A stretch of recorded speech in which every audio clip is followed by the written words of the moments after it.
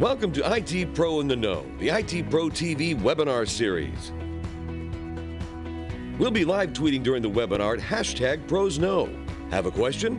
Use the GoToWebinar question box throughout the webinar and we'll answer as many as we can at the end. You'll receive a link to a recording of the webinar delivered to your inbox. Questions not answered during the webinar will be answered on Twitter with the #ProsKnow. Now let's get started. Hello and welcome to IT Pro in the Know, the ITProTV webinar series brought to you live from the ITProTV studios. I'm your host, Wes Bryan, here with today's presenter, Mr. Dan Lowry. Dan is coming at us with 20 plus years experience in IT and pretty extensive career when it comes to administration. He has been in systems administration as well as network administration. He's a former security specialist and current security specialist as well. Certifications include A+, Net+, Linux+, CISA+, CH, and MCSA. He's also an edutainer here at ITProTV. One of the things you'll be glad to hear today, if you like what the format is today, you'll be happy to know that, well, this is the format for all of our ITProTV courses.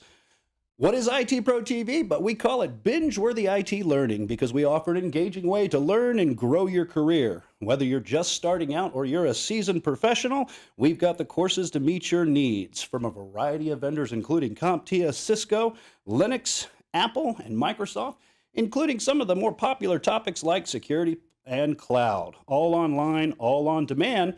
Check us out at itpro.tv. So what do you say we get started with today's topic of the day? Top 5 pen testing tools.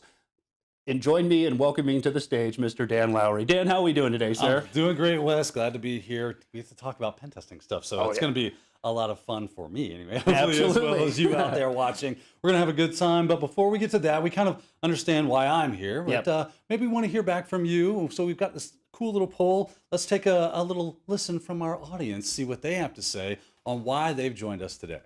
All right, so while you're doing that, we're going to go ahead and kind of read off our poll list here. We've got this poll in there. It says, why did you tune in today? To learn about different pen testing tools, to validate the tools that I'm already using, to learn more about pen testing in general, or we love the 4, right? Yeah. The other. All right, so we're going to go ahead. We'll give our viewers time to go ahead and lock in their answers. And one of the things that I like to do is I like to test the psychic abilities of all of our presenters prior to seeing what the poll results are. So I'm going to go ahead, Dan, and I'm going to test your psychic abilities. Out of all of these, which do you think we might see here? Good question. Let's see here. To learn about different pen testing tools, to validate tools, I would say to learn about different pen testing tools. That's probably, that's what I'm going to go with. I'm going to put on my Swami hats and hold the card up and see into the future. I'll put my money on to learn, even though validating tools is probably maybe seconds, or just to learn about it in tools. I think it's in order. I think it's a straight up order. All right, very good. Well, you know what? Your psychic abilities did come through on this one. The very first answer, to learn more or about different pen testing tools, definitely takes the top of the list here. I'd say a close second would probably be to learn more about pen testing in general. So what do you say we get started here, Dan? Let's without further ado, let's get at this thing. So let's move on. My top 5 pen testing tools. Well, I've got 5 tools here, and they are definitely on the top of my list. This was a difficult list to create. I'm not going to lie. There's a lot of different tools out there that any run-of-the-mill pen tester might be using, or just a security specialist. It's really tough to come up with the top 5. So I just started thinking about the tools that I use on a regular basis that I'm always like, that's my go-to. I use this a lot. So I figured maybe that's a good top 5. So that's kind of where I'm coming from. So hopefully that's something that you identify with. So my first one is Sparta. Then we go into Burp Suite, the Social Engineering Toolkit, or SET, right? S-E-T, the Fern Wi-Fi Cracker, and Armitage. We're going to take a minute, kind of walk through each one of these things, talk about why I chose them, what I like about them, and then maybe even peruse a little bit through maybe the interface that they have, okay? So we can kind of take a look what it looks like. So let's move on. So let's start with Sparta.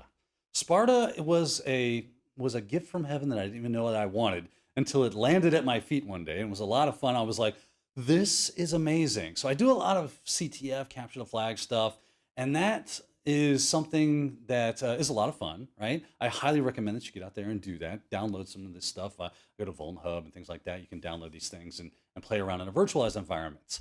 Well, I found myself doing a ton of repetitive tasks. And that's when you know it's time for a tool. And then one day I said, what is this Sparta thing? Well, Sparta is for discovery enumeration, vulnerability scanning, network authentication, and brute forcing. It does a lot. And these were things that I was doing on a regular basis. And not only that, but it was using all of my favorite tools. I said this was my top 5. I'm actually smuggling in a bunch of tools using the tools that we have here. So Sparta is going to help us smuggle in Nmap. It's going to help us smuggle in Nictu. It's going to help us smuggle in Hydra. So 3 great tools that I love to use and I use all the time, especially when I'm doing web application penetration testing, right? So I need to run Nmap. I need to start looking for services, looking for devices. It does that for me. It also tells me the versioning, the operating system stuff. If it finds that it's running a web application, it fires off Nictu, right? And starts doing a Nictu scan. If there's any kind of HTTP authentication or SSH that it finds, guess what? Hydra's right there ready and waiting. All I have to do is go brute force and it'll do that. And this is all written in Python. Very cool, very straightforward. I find this to be a very handy tool. All right, Dan. So I'm going to have to just say this is Sparta, right? That's what I was been thinking. I've been thinking about that, you know. And one of the things, so this has a wide-ranging applicability when it comes to the different things that you're doing. Yeah, it's exactly right. And you'll notice that's why I put right here why I like it: multi-tool functionality. I like a bunch of all-in-one stuff that I don't have to go off and okay, I got to run an Nmap scan, now I got to run a Nictu scan, now I got to run a Hydra and try to do these things. It's one-stop shopping. It makes my life a whole lot easier, so I can just fire off Sparta, come back with my cup of coffee, and it's ready to rock, right? So let's take a look at that. I'm going to jump over into my Kali workstation here. So if you're a penetration tester, this might actually be another great tool. Again, multi-functionality, right? I'm pulling in Kali. I get to smuggle in a bunch of stuff. Kali is a penetration testing distribution of Linux, and it has all these tools that we're going to talk about that are installed by default. So let's go into Sparta. So if I want to launch Sparta, it's actually a command line tool. It goes under information gathering, and there it is, Sparta, right? And once it fires up, we get a nice graphical interface, very straightforward. And then I can just add a host. So if I have a host up, which I think I do, I can put that in there, add to scope, and then it automatically fires off a staged scan right there, right? You see that stage 1 going through. As soon as it starts finding ports, they show up right here. You'll notice that it found that port 80 was open and Nictu fired off automatically. I didn't have to do anything. It's already running the scan. I get to look at all the results right here inside of this graphical utility. I don't have to look at output to files or anything like that. Not that I wouldn't do that, but to be able to have it all in one spot and just bounce back and forth through tabs, even take screenshots of the actual pages itself, starts to look at, it actually was running SMTP enum verify, showing that it was able to get a little action there when it comes to SMTP servers that it found, right? So really great stuff. Here's what was trying to open the image here. I'll just close that. So very simple, very straightforward, does a lot, has a lot of functionality. This is why I put it in my top 10, or my top 5, I'm sorry. I find this all the time very, very useful, and I use it a lot. So it got ranked right in there. All right, so I'm gonna go ahead and close this so we can move on. Yes, I can do that, it's no problem. All right, so let's go back. Let's move on to the next tool, which this is a tool that needs no introduction. Hopefully it doesn't anyway. This is my bread and butter right here. I love this tool. I use this more than any other tool, right? And the reason is because I can basically do most engagements with just this, which is nice. Now, there is 2 versions of this, okay? Let's talk about what it's for. Interception and modification of HTTP requests. It's a proxy. You fire this thing up, and all your HTTP requests get filtered through Burp Suite, right? So it's intercepting that traffic, it's looking at it, it's making records of it. Not only that, it does a lot of other functionality as well, but that's the basics of it. Dan, this one seems like it's kind of screaming man in the middle here. You know, is that what we're seeing here? It's kind of a not a traditional like man in the middle attack. We're not attacking. We're attacking ourselves in a lot of ways, right? Because it's our HTTP requests that it is working with. So how does that help me? Well, not only does the fact that it's doing that, it does, like I said, a ton of other things. Like I said, first, as far as I'm concerned, this is the gold standard for web application testing. You have to have this tool if you're going to run web app testing. It's just a must have. You can get away with running something like what is it, OWASP Zap. Very good tool, does a lot of the same functionality, if not all of the same functionality. It's very, very similar.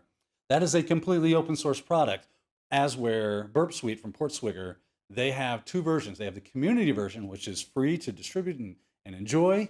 And if you have Kali, it comes installed. Or you can pay $350 and get the pro version, which takes off all the restrictor plates on this thing and lets the horsepower go wide open, right? So all the throttling, things that it comes pre-installed with the community, that goes away and things start really opening up. Really, really cool.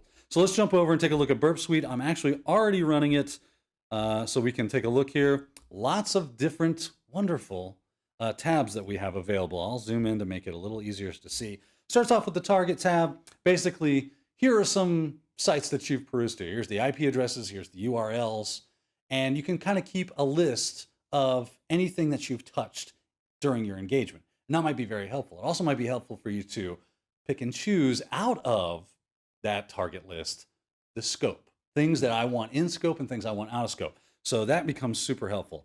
Then here's the proxy itself. You'll notice it's detecting a proxy header, or it's actually bringing in some GET requests here. There's the GET HTML or HTTP GET request right there, right? So very simple, and I can forward or drop that packet. I can turn the intercept off and just let it be transparent. So you'll notice this jumped out. It kind of stopped things from working. If I don't want that action, I turn off that proxy, but I also get to keep an HTTP history of all the sites. Obviously, it's trying to get at this 8081 thing that's going on. So I've got some sort of web traffic that's happening. And as soon as I turned on Kali, it tried to intercept that stuff. Or no, I'm sorry, Burp Suite, right? What else can we do? You can spider, basically look through the entire directory structure of a website and see how it's hierarchically set up, which can also be extremely helpful. We also have the scanner, which is turned off if you don't have the Pro Edition. Highly recommend that Pro Edition. It's only $350. I know I sound like a Portswigger acolyte here, right? Which I kind of am a fanboy, so it's totally worth the money though. And any pen tester worth a salt will tell you it is very much worth it. And this will help you look for vulnerabilities in your web application automatically. You know, Dan, one of the things I was thinking, a little intimidated going into this webinar because I was thinking that we're going to get in here and all we were going to see is text-based input and output. But you've shown us a few tools here now, and it's nice that they have a GUI front end. Now, I know a lot of pen testers are very familiar and comfortable with the shell, but it's nice to see that graphical user interface. It is. I'm not going to beat around the bush here. It can be extremely helpful and efficient for us to work in graphics. Sometimes the better way to go is through the command line because it's more powerful or it's scriptable or whatever. It just depends on what it is that we're trying to accomplish. With Burp Suite, that graphics is the way to fly. It is an amazing, amazing thing. Just go through just a couple more of these tabs and we'll move on to the next tool just because I think they're super important. The intruder will allow you to look at information that comes through. So you actually capture the traffic, move it to the intruder, and then I can set, you'll notice it's already set some values here. I can clear these out, I can create my own, and then I can fuzz through them using dictionaries and word lists and things of that nature, right? Very cool there. Not setting payloads. Let's go to the repeater. If I want one specific type of request that I want to make modifications to and then send it again. Okay, let's make a different modification, send it again. This is very, very helpful for that. The decoder, love the decoder. I can drop in base64 URL encoded stuff, drop it right here, hit decode and tell it what to decode it with, and it gives me the output. So if anything has been encoded in a certain way, at least a lot of things, it can do that. There are a lot of other things. It does have like plugins. You can go to they have like an app store basically that allows you to look for free and pay for plugins or the ones that are available through the Pro version, right? So very, very great stuff. I'll go ahead and close Burp Suite so we can move on here. Yes, I do want to close. All right, so what is my next tool? My next tool is the SE Toolkit. As Wes has mentioned, we do like our command lines as much as we do enjoy our graphical interfaces. We don't want to leave that out, and I found the SE Toolkit to be choice command line utility, right? It's very, very nice. What it's for, social engineering, right? Creating cloned websites, it's good for that. Credential harvesting, phishing, spoofing. If it has something to do with social engineering, you probably got some action to go inside of the SE Toolkit. So I do love this. Ease of use does a lot of heavy lifting for the SE engagements, right? So if I need to clone a website or put up some credential harvesting. This makes it so easy for me to perform. And then all I have to do is start formatting URLs and links so that I can push it through the mass email system and enjoy my phishing campaign. And hopefully somebody clicks on those links, goes to my clone website, which has credential harvesting, all done through SE Toolkit. I love the SE Toolkit. It's a career, I think it was written by Dave Kennedy. And if you don't know who Dave Kennedy is, definitely Google that name, and you need to. He's a smart guy.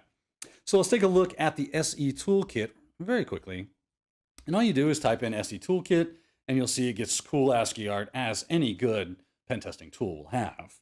Right, giving me the version and who it was written by, a little bit of information. I do have a new current version that's out. I need to update. But here we go. We have social engineering attacks, penetration testing on the fast track, third-party modules. So if you've written your own module and you want to bring that in, you can do that as well, or maybe download other modules out from the interwebs out there. Of course, you can update it, look at credits and help. But what we're going to do, let's take a look at the social engineering stuff. So I'll just hit 1, and you see it's just very menu-driven. Good old text-based menu-driven. Just about every program I write is also menu-driven. So I found myself right at home with this thing. Plus, its power is second to none, right? A lot of great stuff. So if I chose something like website attack vectors, right? Let's choose 2. And now I can start looking through here. Do I want to do a Java applet attack method, use Metasploit browser method? Hey, look at that, credential harvester attack method, right? So I could do that. Tab nabbing, great stuff, easy stuff. Hit 3, that's my choice. Great. Oh, I can do site cloning. Or if I have my own template that I want, or the templates that are built into SE Toolkit, I can use those. So, or if I have a custom import, easy. Just choose your number and you're off to the races. Now you said automation, like basic automation, any basic automation. Is this something where you can set it in motion and you can walk away from it and it rifles through, or is there still a little bit of hands-on that needs to be done? Yeah, well, this is menu-driven. Gotcha. Yep. I don't know that it has a scripting capability to it. I typically just walk my way because, as we see, it's super easy. And it's typically very pointed, right? It's all about your client, who you're engaging with. So a lot of times that will be specific to them, makes that a little more difficult to script.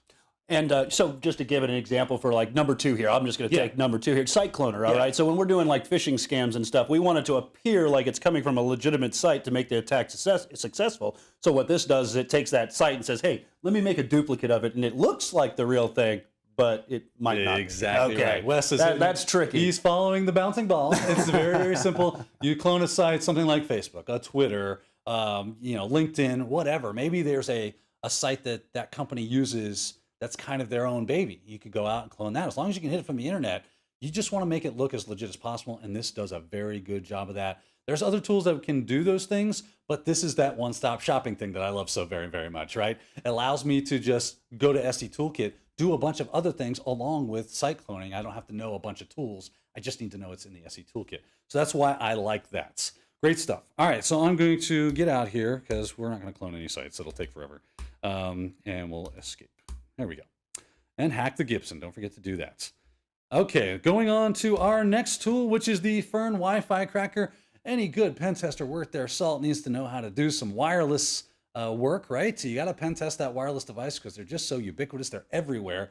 I think that's probably why they call those wireless devices ubiquity. That's right. Right, because they are everywhere. So we need to be able to do that. So that's what this tool is for, doing wireless network assessments and attacks.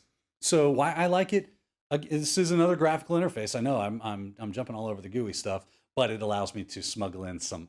See, underneath all these tools that we've been using, there's a lot of normal command line interface type of tools that it's just pulling from, okay? And that's a very interesting thing you say, the GUI there, because I've worked with just a couple of commands very briefly with air cracking. I think when I first come on board, we did some web attacks here, and it was not easy going through all of the, the terminal, the shell, right? So that GUI front end definitely seems like it saves your bread and butter there. It really does. It just makes life easier. If I wanted to script things, obviously I'm going to go back to aircrack. But basically what Fern is doing is saying, you know what, let me give you a nicer interaction with the aircrack suite. Great, thank you so much. Anybody that's uninitiated, you're starting off in pen testing, you want to get your feet wet, you want to start learning how these things work without having to get too deep into the mire, because that can be stagnating, right? It'll make you want to stop. If you're not getting any kind of success and it's too difficult, this helps with that kind of thing. Plus, once you become proficient with things like aircrack, you go, I don't want to type in a bunch of aircraft commands. I just want it to be easy so I can go on and do other more important things. Or, maybe something is taking priority. Let me just fire up Fern and let Fern do the work, okay? And speaking of the work, what is it going to do? Is it going to go out and do things like capturing the information that's traveling the wireless network? We could save that and run some kind of analysis on it? Wes, this thing does everything. So what doesn't it do? Yeah, okay, that's the better easier question right? out there. Let's start whitelisting. That's right. So let's jump over, take a look at Fern. If I go under Applications and I go to Wireless Attacks, Wireless Attacks, you have Fern Wi-Fi Cracker, and it will start the graphical interface in just a moment. There it is. It will tell you that there is a professional version. Do we want that? I don't need that right now, and I found that this does a very good job. So you don't have to spend money yet. As you become the professional, you'll probably want to upgrade to that. But the only other bad side of this is it's got tiny fonts, and I've seen no way in which to change that. So I'll just zoom in like so. So you just select your interface. Once that's done and it has connected, so basically it's running Airmon and G in the background. That's giving you tips. I'll just hit OK. And now that that's enabled, you'll notice it says enabled WLAN 0 Mon is now enabled because that's hitting that aircraft suite, hitting Airmon NG. But now I can scan for access points. Again, push button, right? Super simple. It's looking for access points right now. You'll see that it's active, gives you status updates. And then once it actually finds some, it says, oh, I found a few WPA. I found 25 WPAs, and it's probably going to keep going. You click on that, and it gives you a nice, again, representation of what's going on. Tells you the SSIDs of those devices, strengths. Start looking down here. We see BSSIDs. We see the MAC address of the device, what channel it's on, what kind of power it's running. Here's the encryption scheme. And then, of course, what do you want to do? Do you want to run a WPS attack, a regular attack? You want to automate this? Right? Coming through here, I've chosen a word list for it to crack through if I was running any kind of cracking software. So if it finds all the information necessary to run against a WPA or WPA2 type of handshake, if it grabs that information, it's able to try to crack the password. You tell it, go use this word list instead of whatever default one you have. So I like that. I like the functionality of it. I like being able to customize it to what exactly it is I'm trying to do, and point and clicky, super easy, right? So that's Fern Wi-Fi Cracker, if I can say that correctly. And very, very cool stuff. I like it. It's just super easy interface. All right, let's move on. We have one more to go, Armitage. Here's where I smuggle in yet a bunch of, one big tool, basically, which is Metasploit, right? We love Metasploit. Metasploit's great. You're probably going, where's Metasploit in this list? It's kind of here. To the back end, right? This is what's running under the hood, and you do have direct access to Metasploit, the Metasploit framework, inside of Armitage. So what do I like it for? It's a good collaboration tool. So Wes and I are both pen testers. We can log into the same Armitage server and work on the same information, right? One can take a backseat role while one drives, and vice versa, and manipulate data. Great for collaboration using Metasploit. So you set up your meta exploit box, if you will, maybe your computer, right? And that forms the back end, and then this kind of the overlay, the front end behind it, so that we can work with those in a more maybe easy fashion. Right. So this gives us a graphical front end. Oh, I'm seeing some consistency here. But it also keeps us down in the CLI as well. Okay. It's kind of best of both worlds option here. So I like it because it gives us a visual representation of the targets and your exploits, which can be very handy when it comes to Metasploit. Metasploit can be a bit of a bear. There's so much to it. It's hard to bounce around. You got to know exactly what you're looking for or be really good at searching through it, right? So this helps out with that. Automatic exploitation, you find a box and just say, attack this thing. And it does. It tries to find an attack that will work and give you the results of that, right? And of course, the team viewing. So let's open up good old Armitage, which I already have up and running. Here we go. So down here in the bottom, you'll see, I'll bring it up. You see that little prompt there says MSF, which is the Metasploit framework. So from here, I can do all my favorite things. So I can say search. I guess it helps if I get search. I cannot spell. There we go. And look for anything. So if I wanted Eternal Blue, right? I come up, it's searching for Eternal Blue. It's found some exploits for that. And then I can grab it just like regular Metasploit. Easy peasy, right? But I can also do graphical stuff. So I like that. So if I go to hosts, I say, you know what, I'm going to add a host, give it a list of hosts or just one host, whatever you like, and just Pop that right in there. Like that. Hit add. It added one host. Super simple. And I get this graphical representation. I can run over here, right click, hit host. I can remove it. I can set a label. I can try to tell it what operating system it is. If I know what that is, I can. Right? I can go to attacks, find attacks, do the Hail Mary, see if it can find any way. I'll just go ahead and click that. Yeah, go for it. Why not? And it's looking for attacks, querying exploits, running through the business. I'm not having to do this manually. It's all point and click interface, but I'm still getting the full power plus the other benefits of the team viewing that the Armitage allows for you. It's very, very similar to Cobalt Strike if you're familiar with that. So this is kind of an open source version of that, or at least it seems, and has that look and feel to it. But there we go. It did find a session, I think. And it is listing sessions in 12 seconds. I don't know if I can bypass that. But there you go. It was all automated. It wasn't very difficult. You can come over here, look at your exploits, right? Find all the good stuff in there. Anything you're looking for. So if I'm looking for a Windows exploit, I can look for browser exploits. There's Adobe Flash.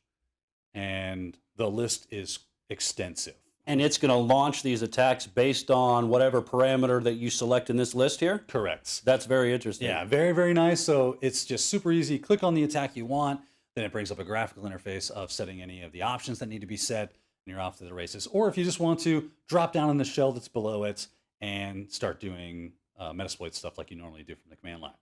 So that's Armitage. Very, very straightforward, very simple, but a great and effective tool that I find helps me as I do engagements, right? So I'm going to close that.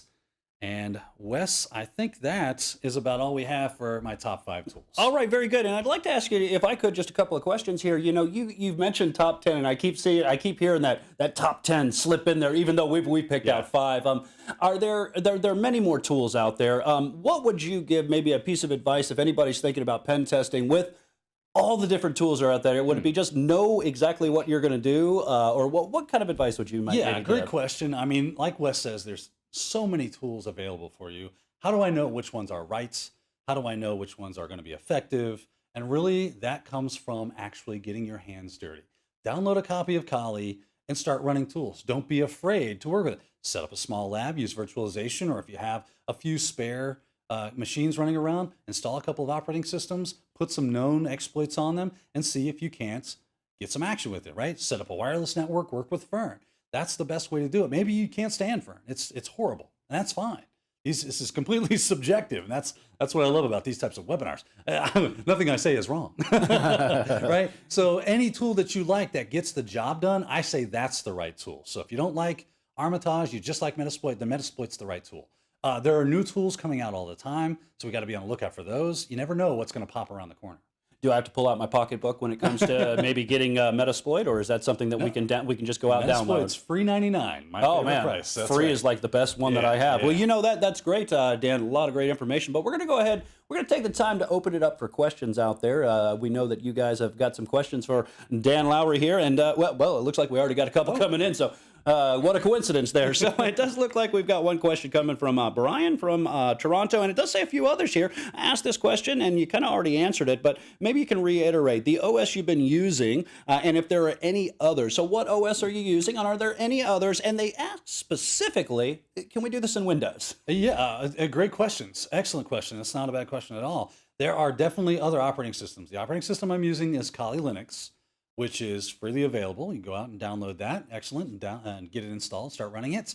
There's also things like Parrots, another great pen testing platform. I like it a lot. I've used it quite extensively as well. I kind of bounce back and forth as they come out with new versions. I'll like, oh, Kali's got a new version out. Let me go download that. Or, oh, there's new Parrot. Got to get that, right? I'm never happy with what I'm working with. There's things like Black Arch Linux. So there's tons of different security geared Linux operating systems. And then you ask about Windows. Can I do this in Windows? Actually, I highly recommend you having a Linux system and a Windows operating system side by side as your testing platform per se. Okay? It's just a good idea. Very good. So thank you out there for Brian. On behalf of the others, you also asked the question for. We appreciate it. So got another question coming in. Joshua from Arizona asks, is there an issue running Kali in a VM, or should I install it directly on a machine? That's a fantastic question. I've had zero issues running it in a VM. The best I could come up with as far as like an issue per se was a little bit with trying to keep it running on my actual network versus my closed virtual network, right? But I worked those kinks out. It took me all of 35 minutes when I actually put my brain to it. And then things were working fine. Other than that, works perfectly and flawlessly. Kali itself might have some of its own issues. It's not meant to be run for long periods of time, but working inside of a VM environment will do you just fine. You shouldn't have any issues with that. All the modern virtualization platforms will do you well. So if you're using any kind of VMware, or if you're inside of Linux systems, maybe you're running KDE or VirtualBox, if you're using either Linux or Windows, they all work fantastic, and Kali seems to run seamlessly on all those, and I've run on all of those platforms. So hopefully, if you do want to go hardware though, still a viable option. All right, great question, Joshua. We do appreciate that, and I love when we have webinar viewers that are front and center with questions, rapid fire. Because Josh is coming back with another good one here too. He said, "Are there any books for pen testing that maybe you recommend?" Oh, that's a really good question. You know, I don't typically learn pen testing stuff from books. There is a Kali Linux book I think that is available. So look that up. I think it's called like Kali Linux for Pen Testers or something like that. And there are penetration testing books out there. All the hacking exposed stuff from a long time ago that I don't know if they're still staying current. I used to read those, but really doing like your own kind of research is the name of the game. Get your hands dirty. Just start looking at tools, start reading forums, start asking questions like what you're doing right now. This is the best way to learn. Get involved, get your feet wet. Don't be afraid. Don't have what is it called? Paralysis by analysis. Just start doing stuff. The more you do, even though you don't understand it, the more you'll learn, and then things will start making sense to you as you hear more complex topics. I'm hearing a commonality in your words that experience is one of the best features on this one. Very, very good advice there. So great question out there, Joshua. We do appreciate it. So Mary Ann from Chicago asks, and this one's one that I've had problems with in the past, so maybe you can answer this for me as well. Do you need a specific Wi-Fi card to use Fern Wi-Fi Cracker, or any generic one will do? Yes. Question mark. Great questions. Great questions. The answer to that is yes. You do need specific types of Wi-Fi cards. Now, you can go to Fern's website, or you can go and just Google search wireless cards that work with AirCrack. That will give you a list of them, because there's quite a few of them that you can work with. I have some old laptops that have Intel-based wireless cards, and they seem to work great, right? Then I have some other old laptops that have different wireless. My Mac is a prime example. Does not like AirCrack at all. Won't do it. Okay, that's fine. So because of that, I actually got, Alpha Networks. That's I actually have it right here. It's below I'll just pull it out here. Looks like this, right? That is a great card for this kind of stuff. They also make a smaller one. I think there's another one. I forget. It's actually USB size. Just plugs in. It's really small, and you can get a flip-up antenna for it to get a little extra range out of it. So there are some options for you that you do need to look for. But just Google search that. What Wi-Fi card works with AirCrack, and that should get you where you're going. Plug and play, PNP. Yeah. We might have to change that to pen test and play too, right? So that's really good, very good. So great question out there. Thank you, Marianne. Next question we got here, more coming in from Pierre from Cape Town, South Africa. Ooh. So long distance here. Great to have you in the webinar. Asks, does Sparta have a module for, well, my favorite, SNMP, for the Simple Network Management Protocol? Oh, that's a great question. You know, off the top of my head, I don't know, because I typically don't enumerate through Sparta for SNMP.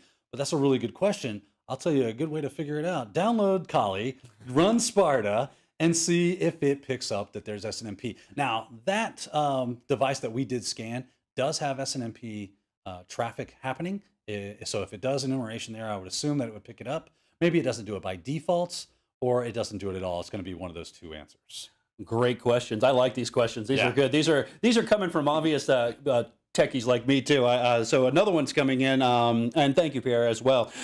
So the next one comes in from Jeremy, and he asks, are there similar training available on ITProTV that's like this webinar that goes over these tools that you're using in more depth? Well, yes, sir. Actually, there are, and it does. We have, right now I'm in the middle of filming CEH version 10. We go over many, if not all of these tools. We also have Pentest Plus from CompTIA. I worked long and hard. That is a complete series. You can go ahead and drop right in, start from the beginning. We go in depth and tons of these tools. We look at a lot of different tools. Not only that, methodologies and working with the clients as well. So it's a really all-encompassing certification. I highly recommend it. I also have just technical skills available for you good folks out there. We have a lot of security-based training here at ITProTV. So you'll probably find yourself at Babette's Feast trying to figure out, what course do I go through first? I really think Dan likes his pen testing because I feel like I'm at a savory, feast of pen testing tools. So great question out there, Jeremy. We appreciate it, but we do have another one coming in. Hey, they are front and center, ready to go. We got Brenton from Orlando is asking, which certification would be a good start to get into pen testing career? Now, a couple of acronyms here. I'm not sure exactly what KLCP is. You might be able to help me with that one, but I do know CEH was the Certified Ethical Hacker, and CompTIA Pen Test Plus. Yeah, both of those. I'm not familiar with the KLH or whatever it was. KLCP. I've never heard of that. Yeah, I haven't heard of KLCP. I know the OSCP, fantastic. It's it's a great one. But definitely you're trying to get into it. So you definitely have to have a foundation. You got to remember when you're a pen tester, you have to build a body of knowledge. You have to already have a set level of knowledge so that when you go into security, you're not trying to backpedal and learn everything that you should already know. So you have to have that foundational of like A+, Net+, and then go into something like Security Plus. Then maybe learn a little bit about Microsoft systems, learn a little bit about Linux systems, so maybe a Linux Plus and an MCSA of some ilk, right, will help. Once you have all that, you're ready because now you know about operating systems, you know about networking, and you know a very good general knowledge of security. Now you can move into pen testing, which it comes. The Pen Test Plus is phenomenal. CEH is another great one. There are others out there that cover a lot of what we talk about, but maybe not be geared toward pen testing per se, but they do have a lot of overlap. So things like CISSP or SSCP or CCSP or CASP. Oh man, I'm swimming in acronyms right now. So lots of great security focused things, but might not be pen testing, but you'll pick up a really good wide skill set, and that's always beneficial to the average pen tester.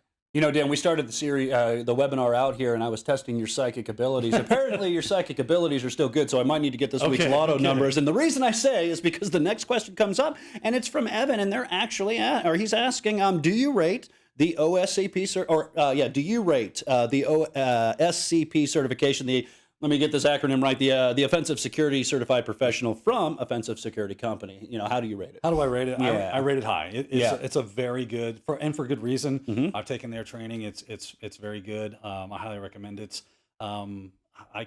It's up there. It's really good content. All right, so thank you out there. We do appreciate that question from Evan. All right, number 9 here. We got one coming in, and that is, well, not really a question. Dennis says, more of a statement. That's a statement, yeah. So this one's fun. They've all been fun, but this one's really fun. So Dennis says, pen testing is fun, but we get paid to protect systems. That's where the jobs are. So just a generalized statement. Yes, pen testing is fun, but we get paid to get the job done. So I would totally agree with you on that, and pen testing helps us do that. Right. And it's fun, right? So maybe he's coming more from a blue teamy side of things, and you got to have mad respect for blue team guys because here's really the state of it as I see it from my perspective is the blue team guys have to know just about everything, whereas a red team guy maybe just has to know something, or girl, as a red team person, just needs to know one thing and be really good at it and be able to find that hole every time, right? So it can be a little lopsided when it comes to, don't get me wrong, there's some super smart, genius level people out there on the red team side of things. But by and large, man, those blue team guys are super smart people. You got to have respect. It's a lot of work, though. Absolutely, because I think you've told me this before, right? The blue team has to protect everything. The red team only needs one attack to be successful, and they've done their job. So great statement out there as well. So thank you. We do appreciate it, Dennis, as well. All right, so we got another question coming in, and this is from Walter from North Carolina. Asks, Brad Steen seemed to recommend specializing in one form of testing. He was good at web app testing. Do you think it's better to be generalized or maybe specialized? Yeah, I remember when Brad was here, we talked about that quite extensively because I had the exact same question. Is it better to have, to be a master of one trade or a jack of all trades? And really, it kind of boils down to, from what I've seen, in my experience, guys that are really good at this or girls that are really good at this, they do have a jack of all trades mentality. and then they specifically will focus one area. They never stop learning in all areas, but they find themselves to be very good at one particular thing. Maybe they like it better, it gives them a bigger thrill, or they just have an aptitude for it. So they tend to go that way, right? So having a niche can be very, very helpful, because then you become the cross-site scripting person. If you need someone to test cross-site scripting, Wes is your guy. He knows that stuff like no one's business. He's really made a name for himself there. So it can help you make a name on a specific thing. And of course, pros and cons to everything. Well, oh, we want SQL injection stuff. That's what we're more worried about. Well, then Wes isn't your dude, right? But if Wes has proven himself to be very generally good at pen testing as well as specializing. So I guess the answer comes down to find the thing that you're really good at, specialize in it, but don't ever stop generalizing. And so you can have that general level of expertise to bring to the table as well. All right, Dan, great questions and great answers. But, we do have an offer for you today.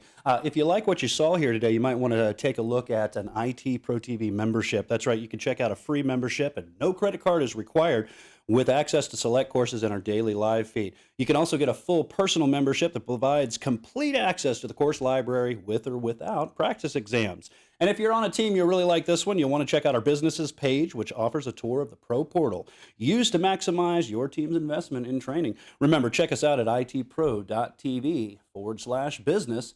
And from all of us here at ITProTV, on behalf of Dan and myself, we appreciate having you here in the studios, Dan, and we appreciate you, the viewer watching. Signing out for IT Pro in the Know, I've been your host, Wes Bryan. And I'm Daniel Lauer. And we'll see you next time.